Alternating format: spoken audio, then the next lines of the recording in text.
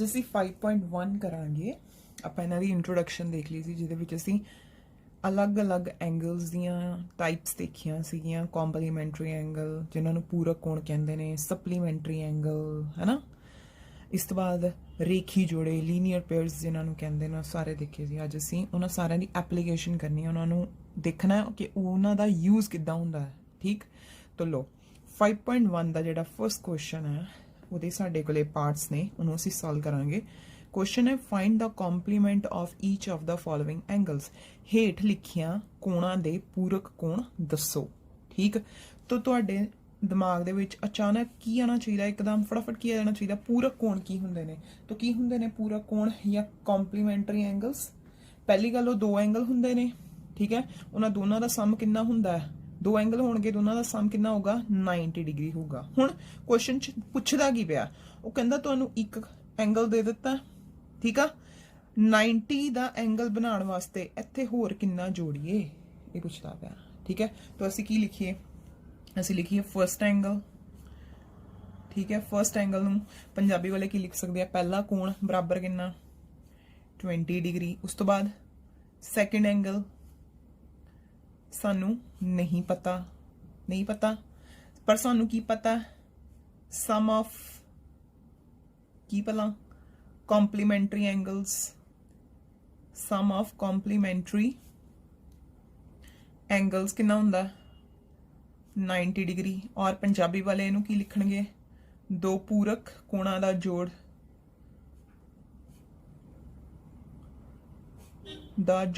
ਕਿਹਦੇ ਬਰਾਬਰ, 90 ਡਿਗਰੀ। ठीक है, तो ਇਹਦਾ मतलब 20 प्लस क्वेश्चन मार्क कितना आ गया, 90 आ गया है ना। तो क्वेश्चन मार्क ਨੂੰ ਇੱਥੇ ਪਿਆ ਰਹਿਣ ਦੋ, ਇਹ 20 ਦੂਜੀ ਸਾਈਡ ਜਾ ਕੇ ਕੀ ਹੋ ਜਾਊਗਾ, ਇੱਧਰ ਪਲੱਸ ਦਾ ਉੱਧਰ ਜਾ ਕੇ ਕੀ ਹੋ ਜਾਊਗਾ, ਮਾਈਨਸ। ਔਰ ਮਾਈਨਸ ਕਰੋ, 90 ਚੋਂ 20 ਘਟਾਏ 70।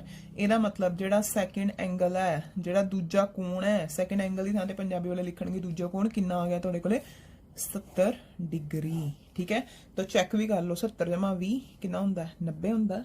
तो इस भी तो यही किया कि दो पूरे कोणों का जोड़ कितना होंदा है, 90 होंदा है। ठीक है, उस तो बाद नैक्सट देखो, नैक्सट है साडे कोले अगला क्वेश्चन जिहदे विच एक एंगल तुहानूं दिता होया कितना, 63 डिग्री का, 63 डिग्री का। तो असीं किदां लिखांगे, फर्स्ट एंगल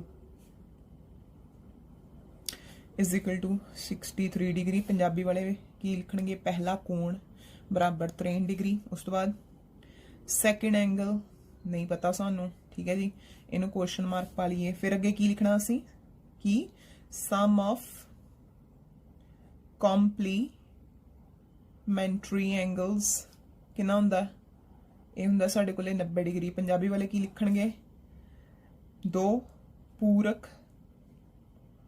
कोणा दा जोड़।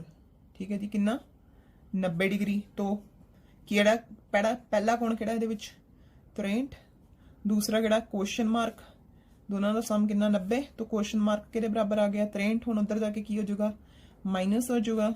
तो इहदा मतलब जिहड़ा सैकेंड एंगल है, जिहड़ा दूसरा कोण है, उहदी वैल्यू हुण निकलूगी, 10 चों 3 गए 7, किन्ने बच गए 8, 8 चों 6 गए 2, कितना, 27 डिग्री। इदां साडे कोले दूसरा आंसर भी आ गया। अच्छा जी, उस तो बाद देखो जी थर्ड क्वेश्चन दे विच साडे कोले एंगल दिता पिया, की कड्ढना इहदा पूरक, की कड्ढना इहदा कॉम्प्लीमेंटरी। लो जी, तो फर्स्ट एंगल नूं पंजाबी वाले की लिखणगे, पहला कोण बराबर कितना, 57 डिग्री, 57 डिग्री। अच्छा जी, सैकेंड एंगल नूं दूजा कोण लिखणगे, उहदे सामने क्वेश्चन मार्क पा देणगे क्योंकि सानू नहीं पता। उस तो बाद सानू पता है कि सम ऑफ की टू कॉम्प्लीमेंटरी एंगल्स कितना होगा, सम ऑफ टू कॉम्प्लीमेंटरी एंगल्स कितना होंदा, 90 होंदा। लॉ फे पंजाबी वाले नूं की लिख लेणगे, दो पूरक कोणां दा जोड़, दो पूरक कोणां दा जोड़ कितना, 90 डिग्री। लॉ फे वैल्यूज पुट करो फटाफट। हुण कितना आ गया, एक हो गया 57 प्लस क्वेश्चन मार्क क्योंकि सानू नहीं पता, 90।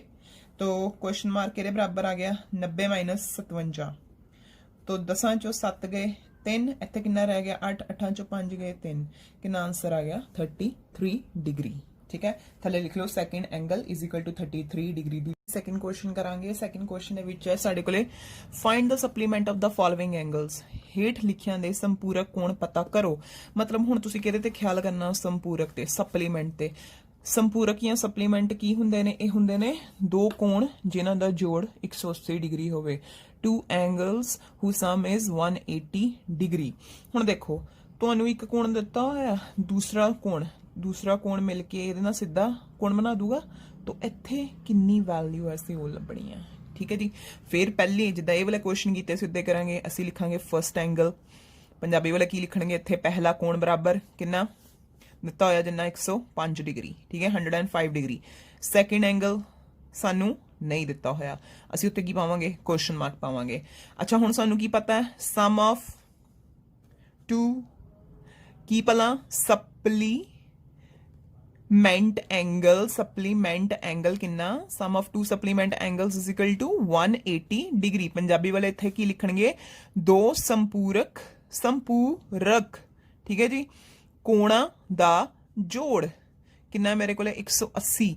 तो मैं की लिखा? दो केड़े केड़े है? एक 105 है ते दूसरा क्वेश्चन मार्क है जिहड़ा सानू नहीं पता। दोनों का जोड़ 180 है। क्वेश्चन मार्क किहदे बराबर आ गया? 105 इधर जमा दा सी, उधर जाके इक्वेशन के दूजे पासे जाके माइनस का होगा। चलो जी माइनस कर लो इनू।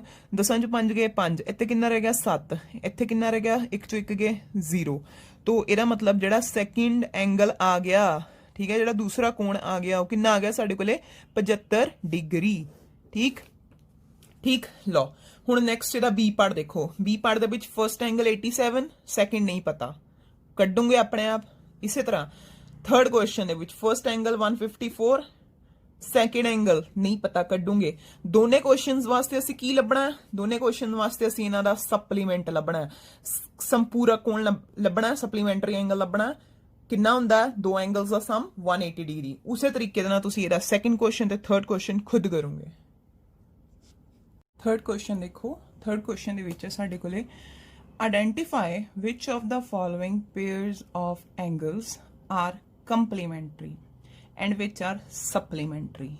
मतलब थले तुहानू कुछ कोण दिते हुए ने, ठीक है, इन्हां चों चेक करो कौन पूरक ने, मतलब कॉम्पलीमेंटरी ने, मतलब दोनों का जोड़ 90 डिग्री है, जां सप्लीमेंटरी ने, मतलब संपूरक ने, मतलब दोनों का जोड़ 180 है। इहदा मतलब हर एक दे विच असीं की चेक करना? इन्हां दा जोड़, इन्हां दा टोटल। लो फिर आओ तो इहदे विच असीं की करिए? पहले क्वेश्चन च 65 ते 115, 65 प्लस 115। चलो जी, तो रफ काम दे विच असीं इन्हां नूं ऐड करके देख सकते हैं। साडी गलती नहीं होनी चाहिए है ना। 5 5 10, एक हासिल आया, 6 1 7 ते 1 8, कितना आ गया 180। ठीक है, तो वो दो कोण जिन्हां दा जोड़ 180 डिग्री हुंदा है, two angles whose sum is 180 degree, किहड़े हुंदे ने? संपूरक। संपूरक नूं असीं की कहंदे आ? सप्लीमेंटरी। ठीक है जी, उन्होंने की कहने असीं सप्लीमेंटरी कहने हैं। अगला आ जाओ। नैक्सट है साढ़े को 63 प्लस 27। लो जी करो 63 ते 27 नूं ऐड, तो कितना हो गया? 7 3 10, एक हासिल, 7 ते 2 9। लो कितना सम हो गया? 90। तो जिन्हां दा सम 90 हुंदा वो किहड़े हुंदे ने? पूरक कक्का। ठीक है, ते अपने इंग्लिश दे विच कॉम्पलीमेंटरी। ठीक है जी। अच्छा जी, उस तो बाद 112 ते 68। 112 दे विच 68 जोड़ लो, 8 2 10, एक हासिल, 6 ते 2 8। लो जी असीं की करांगे? 112 प्लस 68 बराबर कितना लिखांगे? 180। तो अगे की लिख दांगे इहदे? क्योंकि दोनों कोणों का जोड़ 180 डिग्री है, इस करके दोवें कोण एक दूजे दे की ने? संपूरक। पंजाब इंग्लिश वाले की लिखणगे? इंग्लिश वाले लिखणगे because sum of two angles is 180 degree, therefore both angles are supplementary to each other. Supplementary angles. अच्छा जी, नैक्सट आ जाओ। 130 प्लस 50, ये तो दिखता ही पिया 180। तो ये भी किहड़े हो गए तुहाडे कोले? संपूरक या सप्लीमेंटरी। ठीक है जी। डेफिनेशनस आंदियां ने, दैन फटाफट तुसी सारे क्वेश्चन सॉल्व कर लोगे। ठीक। अच्छा जी, उस तो बाद ਇਹ 45 + 45 ਤੁਸੀਂ ਕਰਨਾ ਤੇ 80 + 10 ਵੀ ਤੁਸੀਂ ਕਰਨਾ, ਠੀਕ ਹੈ। ਇਹ ਵੀ ਡੂ ਯੋਰਸੈਲਫ ਔਰ ਕਰਕੇ ਮੈਨੂੰ ਜ਼ਰੂਰ ਦੱਸਣਾ ਤੁਹਾਡਾ ਕੀ ਆਨਸਰ ਆਇਆ। ਇਹ ਵੀ ਡੂ ਯੋਰਸੈਲਫ, ठीक, बहुत सौखा है। लो नैक्सट देखो, नैक्सट क्वेश्चन है ਅਸੀਂ नैक्सट क्वेश्चन बहुत इंपॉर्टेंट है, पेपर ਦੇ ਵਿੱਚ ਵੀ ਆਉਂਦਾ ਹੈ।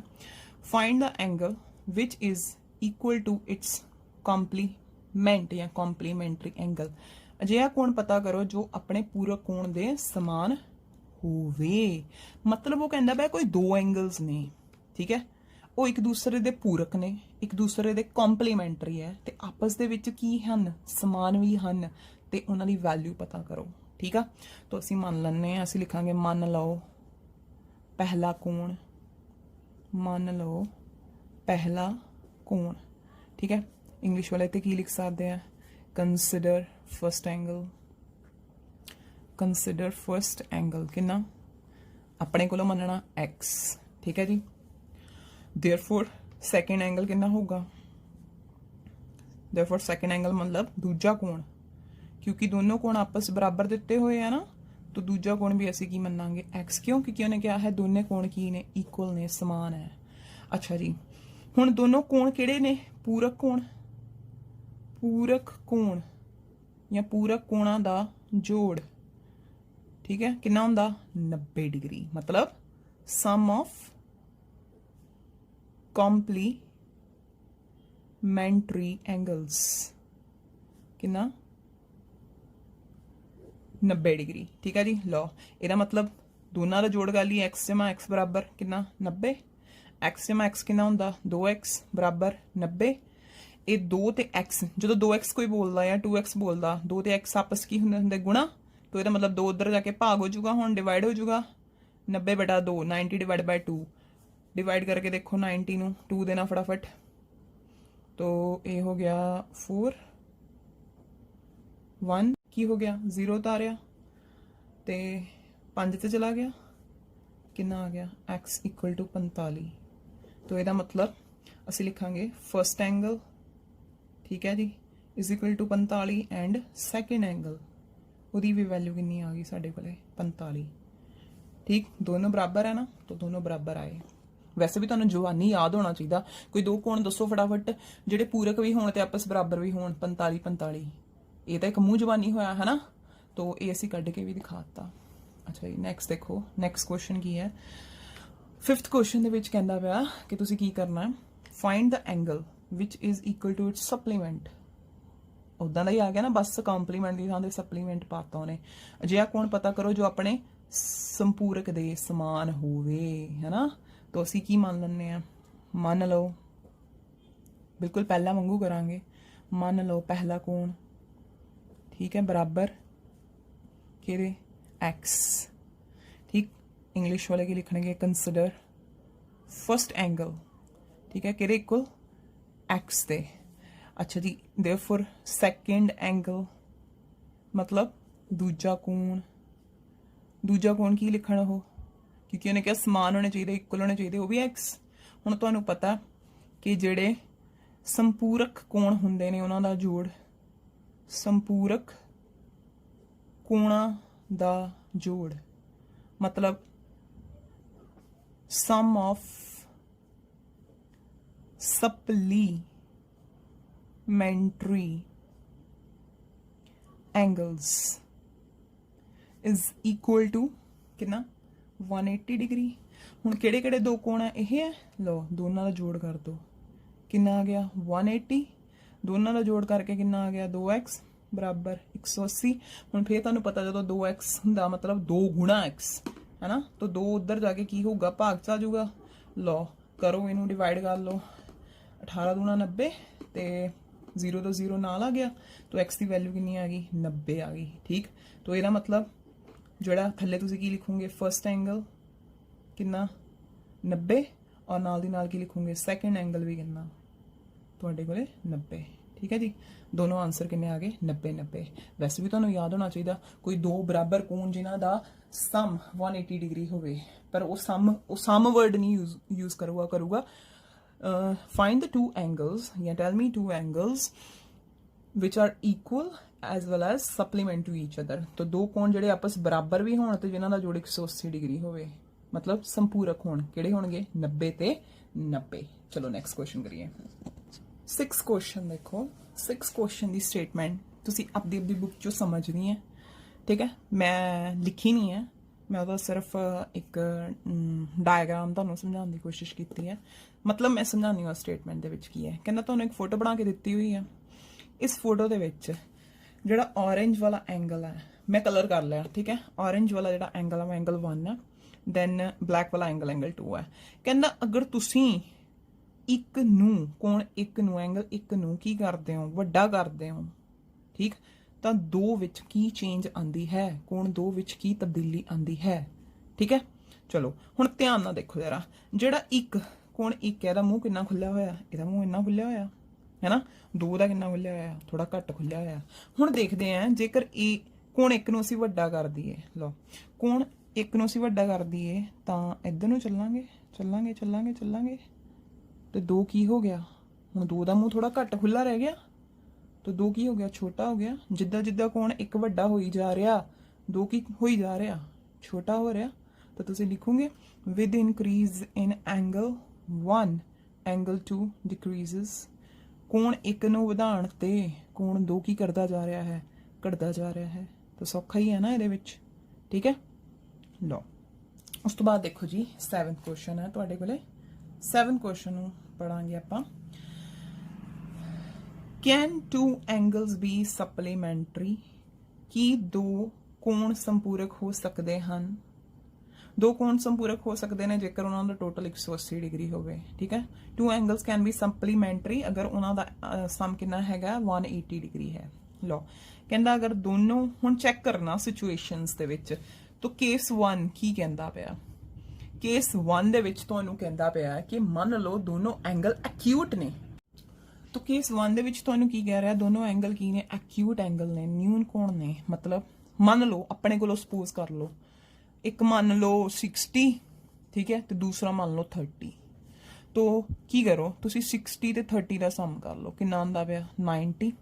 सानू कितना चाहिए सप्लीमेंटरी या संपूरक वास्ते? सानू कितना चाहिए? 180। नहीं आया, कोई होर चूज कर लेने हैं। 60 ले लेने ते 70 ले लेने हैं, ठीक है। तो 60 + 70 कितना हो गया साडे कोले?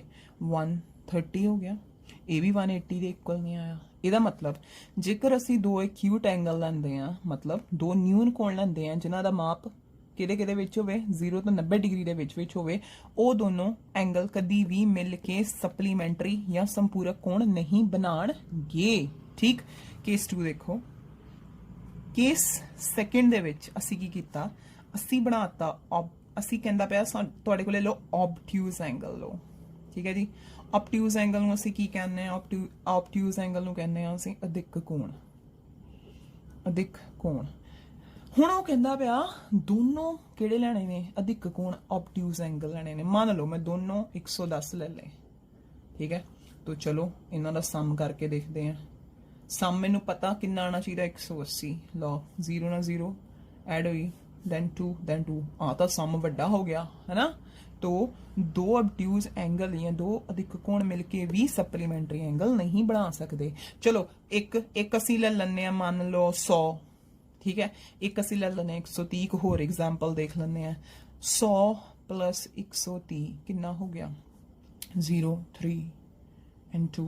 ये भी वड्डा हो गया 180 तो। सानू सम चाहिए 180 तो वो ज़्यादा हो ही जाता पाया है ना। तो केस थर्ड देखते हैं।